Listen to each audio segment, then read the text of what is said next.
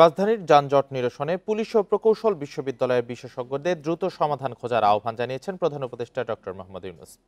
সোমবার রাষ্ট্রীয় অতিথি ভবন যমুনায় ঢাকা মহানগর পুলিশের শীর্ষ কর্মকর্তা ও বুয়েটের বিশেষজ্ঞদের সঙ্গে বৈঠকে এ আহ্বান জানান তিনি। রাজধানীর তিনটি গুরুত্বপূর্ণ সড়কের ছোট স্টেশনগুলোতে বাস থামানোর সময় 2 মিনিটে নামিয়ে আনতে বলেন ডক্টর ইউনূস। পর্যায়ক্রমে এই প্রক্রিয়া অন্য সড়কগুলোতেও কার্যকর করার নির্দেশ দেন তিনি। যানজট কমাতে কিছু পাইলট প্রকল্প গ্রহণ করার আহ্বানও জানান প্রধান উপদেষ্টা।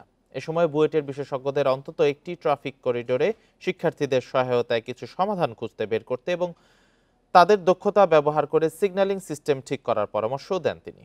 বৈঠকে বুয়েটের অধ্যাপক মোয়াজ্জেম হোসেন বলেন, শুধু ঢাকা শহরে যানজটে বছরে অন্তত 40,000 কোটি টাকার ক্ষতি হয়।